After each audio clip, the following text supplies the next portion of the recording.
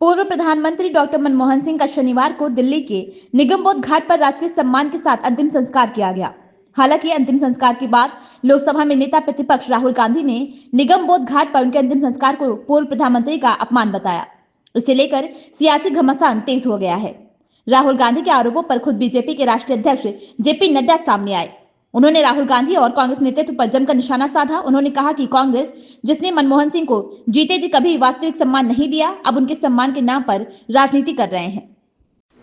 ये वास्तव में बहुत ही दुर्भाग्यपूर्ण है कि कांग्रेस के पूर्व अध्यक्ष राहुल गांधी और वर्तमान में अध्यक्ष मल्लिकार्जुन खड़गे जी देश के पूर्व प्रधानमंत्री सम्मानीय मनमोहन सिंह जी के दुखद देहावसान पर भी राजनीति करने से बाज नहीं आ रहे। कांग्रेस के इस घटिया सोच के लिए जितनी भी निंदा की जाए वो कम है। कांग्रेस, जिसने डॉक्टर मनमोहन सिंह को जीते जी कभी भी वास्तविक सम्मान नहीं दिया, अब उनके सम्मान के नाम पर राजनीति कर रहे हैं।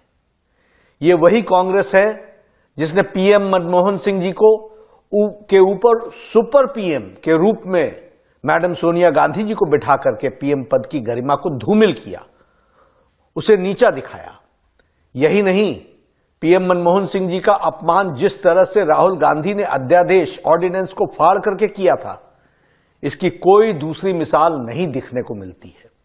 और आज वही राहुल गांधी पूर्व प्रधानमंत्री स्वर्गीय मनमोहन सिंह जी के मौत पर भी राजनीति कर रहे हैं।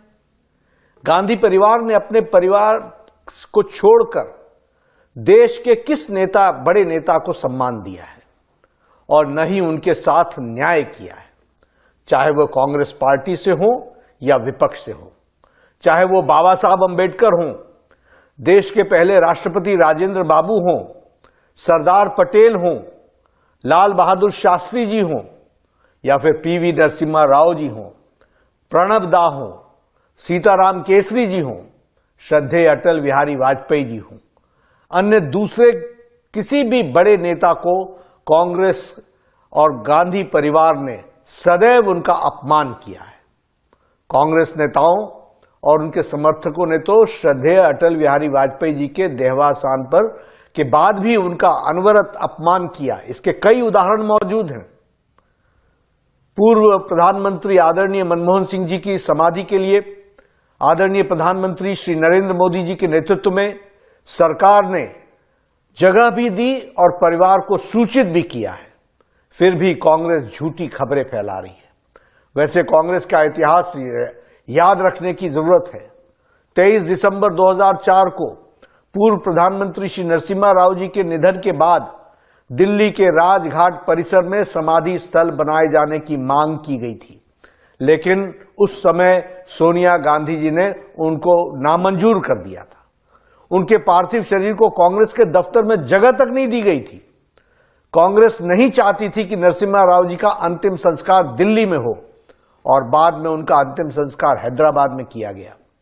ये प्रधानमंत्री श्री नरेंद्र मोदी जी थे जिन्होंने 2015 में नरसिम्हा राव जी के लिए एक स्मारक की स्थापना की और 2024 में भारत रत्न देकर उनका मान बढ़ाया, सम्मान दिया।